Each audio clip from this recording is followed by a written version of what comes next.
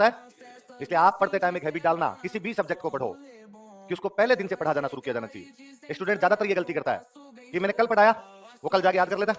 अगले दिन मैं पूछता हूँ, 70-80% चीज आई जाती है, नया नया पढ़ावा होता है तो सुना देता है। एक आधा नहीं भी आता तो स्टूडेंट को लगता है कोई नहीं आया तो नहीं आया, कल याद कर लेंगे।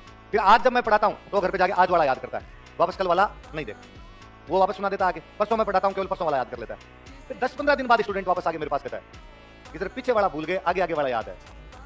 ऐसी होती है स्थिति। ये स्थिति केवल और केवल इसलिए होती है कि हमारे रिवीजन करने का तरीका बहुत गलत है। इसलिए जब भी घर पे बैठो तैयारी करने के लिए, जब भी घर पे जाके नोट्स खोलो, आप ये मानना कि आपको वेरी फर्स्ट लाइन जो लिखवाई थी वहां से याद करना है। कम से कम 7-8 दिन तक ये प्रक्रिया दोहराई जानी चाहिए। 8वें दिन जाके आप पैटर्न चेंज कर लेना कि पहले वाले से नहीं करने, अपने को आप थोड़ा आगे से करना शुरू कर देंगे, पहला पेज अपने को याद हो गया। पर यदि 8 दिन तक लगातार ये प्रक्रिया आप अपनाते हैं, इसका मतलब वो जो पहले दिन वाली चीजें थी उनका रिवीजन 8 बार हो जाएगा। कितनी बार हो जाएगा? और कोई किसी चीज को 8 बार पढ़ ले फिर तो क्या ही भूल जाए, फिर तो बोलने की संभावना समाप्त हो जाती है अपने आप में। तो ये रिवीजन की प्रक्रिया अपनाया करो। वरना क्या करते हो आप, एक दिन का जाके एक दिन का पढ़ लेते हो नहीं। और ये तमाम सब्जेक्ट में किया करो, ऐसा पॉलिटी में भी किया करो, ऐसा हिंदी में भी किया करो, ऐसा आगे जो और सब्जेक्ट आएंगे उनके अंदर भी करना, वरना चीजें स्थायी रूप से याद नहीं रह पाएगी। और यदि ऐसा करोगे तो मैं आपको गारंटी देता हूं कि पूरा का पूरा रजिस्टर याद हो जाएगा। आपको जाके याद किया करो, जितनी बार रिवीजन किए जाएंगे उतनी चीजें स्थायी तरीके से याद हो पाएगी दिमाग के अंदर। और मैं हमेशा कहता हूं, यदि केवल ये नोट्स याद हो गए तो पेपर पास होता है, केवल ढंग से नोट्स याद हो गए तो। पर स्टूडेंट के केवल नोट्स भी याद नहीं होते हैं। थोड़े दिन बाद मैं आपको 15-20 दिन बाद बता दूंगा कि लो पुराने वाले सुनाओ, देखिए आपसे नहीं सुनाए जाएंगे यदि रिवीजन नहीं किया तो उनका टाइम पे। तो रिवीजन करोगे तब तो ये चीजें याद रह जाएगी, क्योंकि शुरू में स्टूडेंट तैयारी शुरू करता है तब आगे पूछता है ये तो पढ़ डालेंगे किताब और बताओ कौन सी है। मुझे लगता है ये नहीं पढ़ पाएगा तुम, मैं बता दूंगा किताब 5-7 मार्केट में आती है, 10-12 जितनी किताबें चाहिए उतनी किताबें मार्केट से उठा के लेके आ जाना। पर ये भी खत्म नहीं होंगे, तो यदि इनको भी ढंग से कर लेगा तो 12-25 है, पेपर इनसे बाहर ही नहीं निकलेगा अपने आप में।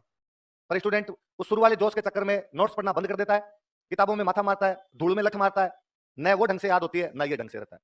आप ढंग से नोट्स याद कर लीजिए एग्जैक्टली जैसे उस बच्चे ने मुझे कहा, वैसे आप मुझे नहीं कहो, अपने साथी को कह देना ये रजिस्टर पकड़ मैं बोल रहा हूं सुन ले। जिस दिन ये कंडीशन हो आप बुक पढ़ लेना, तब तक ना पढ़े। हालांकि मुझे पता है कि मेरे कितने भी कहने के बावजूद आप पढ़ोगे, ये भी मेरी गारंटी है कि आपको हमेशा लगेगा कि मास्टर का तो काम ही है खुद के नोट्स की तारीफ करना, मास्टर तो कहेगा आप किताब पढ़ोगे। फिर भी यदि किसी के थोड़ी बहुत ही ये बात लगे, थोड़ा बहुत किसी को लगे कि नहीं यार इस बात में भी थोड़ी बहुत चीज है, तो आप करना कि जो भी नोट्स है उन नोट्स के ढंग से घोटे मारना, ढंग से रट्टे मारना। और रट्टे मारना बुरा नहीं होता है। कई साइंस वाले स्टूडेंट की गलतफहमियां और होती है कि एक्चुअली हम तो साइंस के ना, एक्चुअली कभी रट्टे तो मारे नहीं, एक्चुअली हर चीज को समझ के याद किया था। इधर एक्चुअली गायब हो जाएगा, सब कुछ ही रट्टे मारने हैं।